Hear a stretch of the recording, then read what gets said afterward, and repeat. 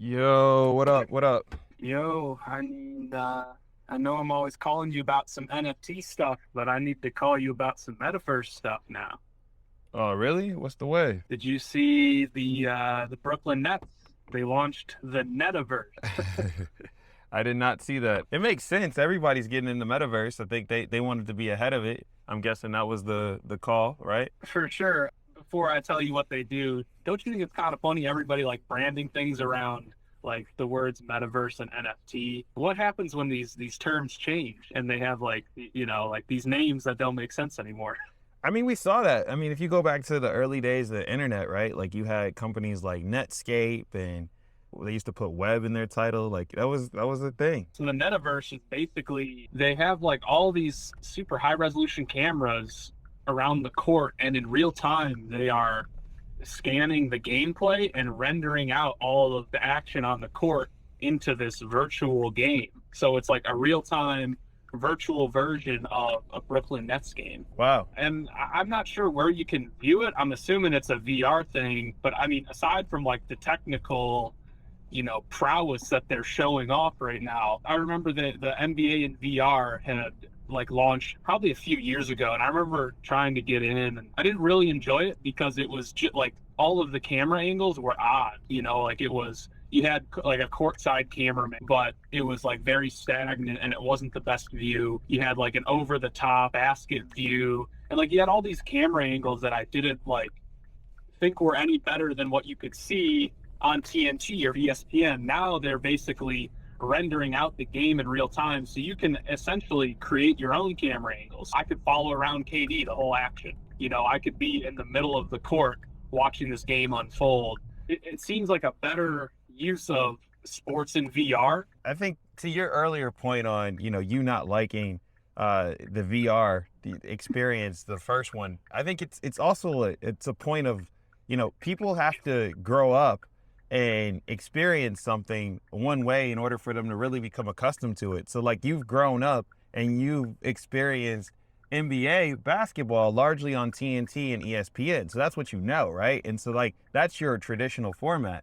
There's going to be a new era of people that just consume VR content, and they're going to only know that courtside angle or that above the hoop angle, and they're going to like that because that is reminiscent of what they know to experience, basketball and VR as. And I think that's something that's worth noting, right? Like even when we start to look at, the Canon cameras that were used to capture and how Barclays is trying to, get in front of, these immersive experiences, how do you view it? How do you consume it, right? Like those are questions worth asking ourselves right now, because the creators that make it easier and more palatable and actually define the use cases, those are going to be the biggest winners here. I liked your point of, hey, like there are going to be people who grow up with this new version of like consuming sports, and I'm seeing it across many different leagues taking shape. Like, the NFL partnered with Nickelodeon this year. And so they created like a Nickelodeon version of the NFL where, when a player makes a big hit, like, these splash marks come out, animating NFL action in real time. And I kind of see the Nets taking a similar stance, like, hey, we got to spruce this up. We got to make it a little bit different from what we already have. I think that this will be exciting to watch unfold. It's good to see companies get involved in just these new domains that have so much excitement around them already. Like Web3 is exciting, not only because there's a new technology that's emerging in front of our eyes, but because players here are real players, right? Like this is not, some unknown brand that you haven't heard of saying they're going to get into NFTs or the metaverse. This is the Brooklyn Nets. Like that's huge. Yeah, I wonder. I mean, KD's an investor. I know that he's always like listed as one of the top celebrity investors. So I wonder who brought this metaverse idea, and like who else was like in the room when they were like, "Oh, this is really cool." Like I wonder if KD was there. Hey, I don't know, man, but it's an interesting idea for sure. So I'll be trying to figure out how to watch this just as everybody else is, I'm sure. And nonetheless, like, I think it's one of those things where we just have to just know that this is super new, and that there gonna be some weirdness to anything that's roughly new, because it's the first time for everything, right? And like I think that as they refine it and it becomes more accustomed, and we start to get players that are meant to play this content, I still think the biggest opportunity here is like, not just these Nets games that are in the Netaverse, but also like thinking about, how are people going to view this stuff and getting in front of that. Like if I were a smaller creator, I would literally look at, the tech stack and say, okay, it's this Canon camera. This is how they're rendering it, because they're doing it for 10 players real time NBA court. I mean, I would imagine it takes a tenth of the resources to do it for one person. And so like the next comedy shows are gonna be probably in the metaverse. And they're gonna probably look like, something that we're seeing in the Netaverse, but it's just gonna be shot and captured differently.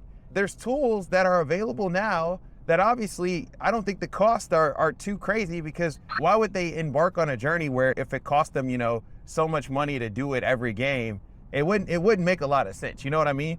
I think when you look at where they are and they've made the investment, they've put the infrastructure in, how could you do the same thing as a smaller creator and build a community around that? And how do we check you out? Like, I think, how do you get the word out?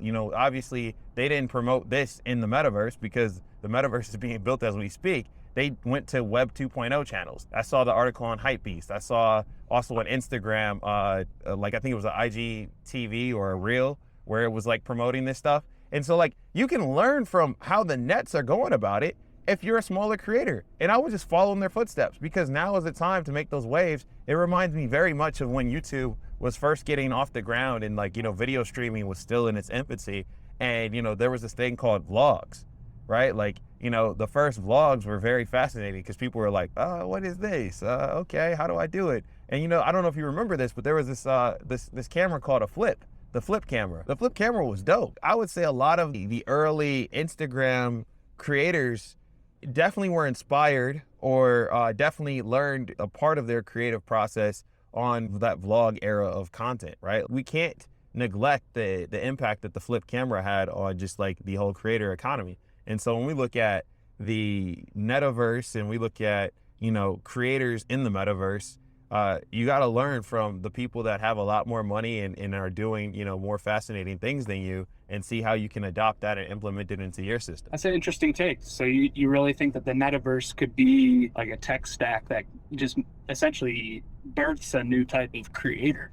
Yeah, because I was looking at it, and I mean, that was just the most fascinating thing to me. I like basketball, but I'm not as deep in basketball as some people are. But if you were to say, like, what can I learn, or like, what's fascinating about this to me, it's definitely like, okay, how did they do it? And like, can we replicate it largely? I'm sure I probably will have to make a significant investment, but it must be pretty worthwhile, because I mean, I think it would take a lot of cameras to put into an arena to make that happen. And then obviously they can't be like stationary cameras, because that arena is used for other things. So they have to be, somewhat movable. I'm just gonna have to catch you in the Netaverse, and we're gonna have to chop up some ideas in there.